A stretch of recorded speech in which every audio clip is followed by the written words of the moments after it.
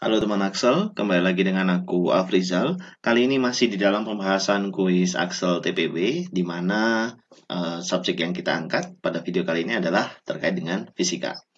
Nah, kemudian untuk fokus subbab yang kita akan bahas hari ini, itu spesifiknya ada di hukum filsafat, yakni medan magnet di sekitar kawat berarus. Di mana di soal dijelaskan bahwa sebuah loop kawat konduktor yang tersusun dari dua buah kawat setengah lingkaran yang jari-jarinya berbeda.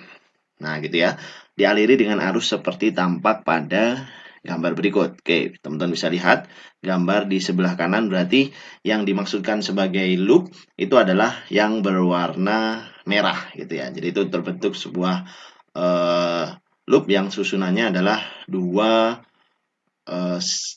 setengah lingkaran. Nah, seperti itu.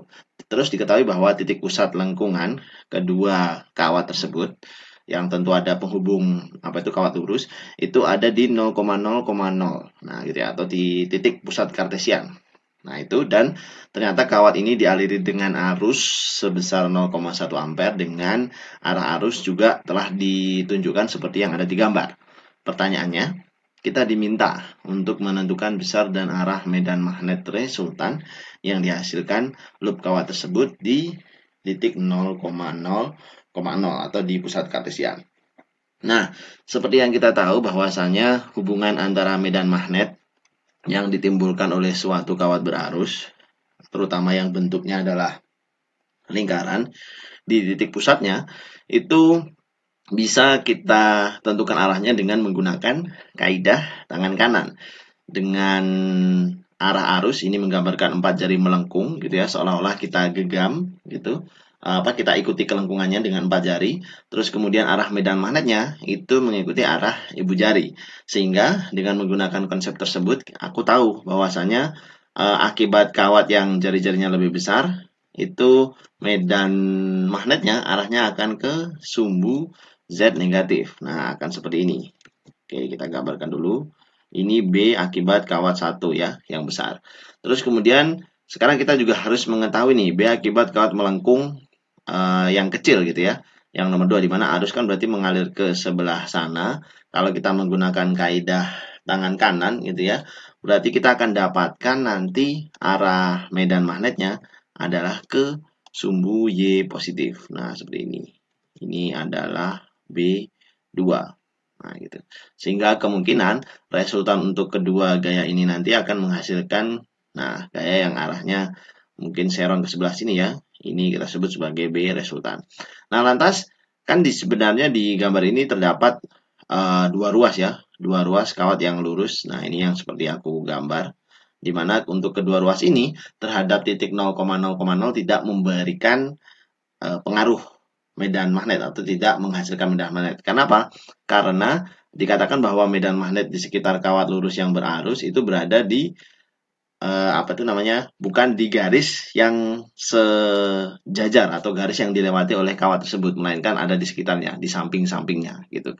Nah, jadi ketika kita misalkan ambil sebuah titik di sebelah sini, titik P, titik yang berada segaris dengan kawat tersebut, maka tidak ditemukan adanya medan magnet. Nah, jadi clear bahwa ruas garis lurus penghubung yang ada di gambar itu memang tidak menghasilkan medan magnet di 0,0,0. Nah, sekarang berapa nih besar medan magnet yang dihasilkan oleh kedua kawat tersebut? Nah, rumus umumnya medan magnet yang dihasilkan oleh kawat melengkung itu bisa dituliskan sebagai seperti ini ya. Nah, ini rumusnya adalah mu 0 dikalikan I dibagi mu 0 I dibagi 2A. Nah, di mana A ini adalah jari-jarinya dikalikan dengan N. Mu 0 I N per 2A. Nah, jadi 2A ini adalah jari-jarinya. Di mana N-nya ini siapa, Kak? Nah, untuk N-nya ini adalah banyaknya lilitan. Di mana masing-masing kawat kan lilitannya hanya setengah lilitan ya, nggak sampai 1 lilitan. Berarti kita bisa juga tuliskan seperti ini.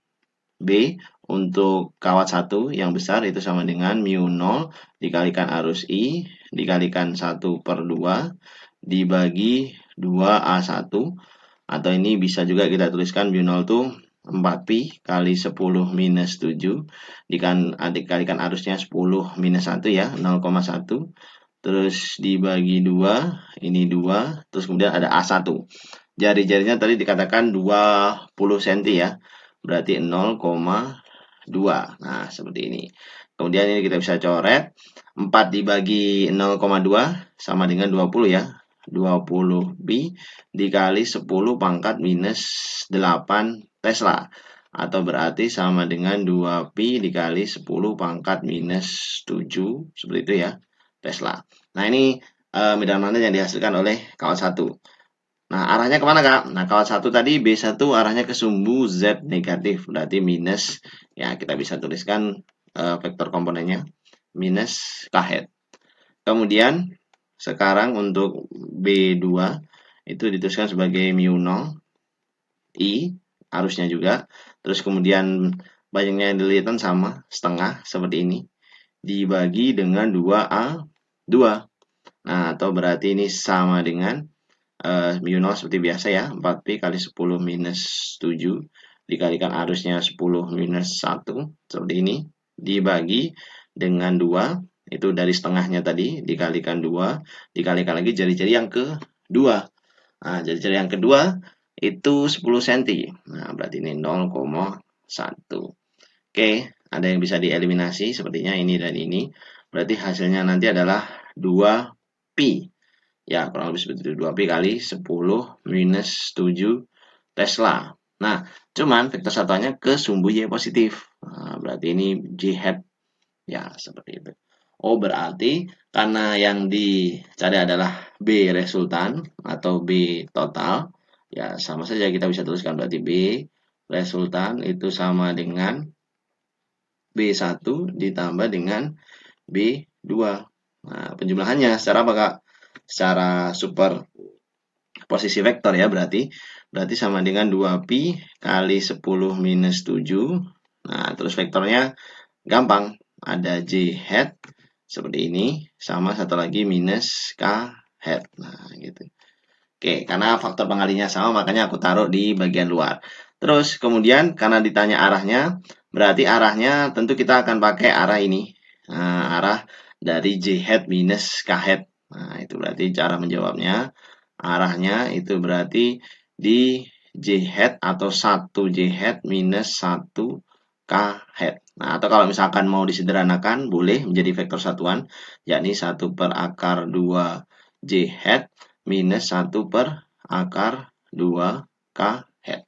Nah, itu untuk jawaban arahnya. Nah, untuk jawaban besarnya, maka besar dari vektor BR, ya seperti ini, sama dengan akar dari, ya ini 2pi kali 10 minus 7 kuadrat. Nah, dikalikan 2 nih. Oke, berarti dikalikan 2. Kenapa kok dikalikan 2? Karena ada komponen I hat, ada komponen J hat dan ada komponen K hat.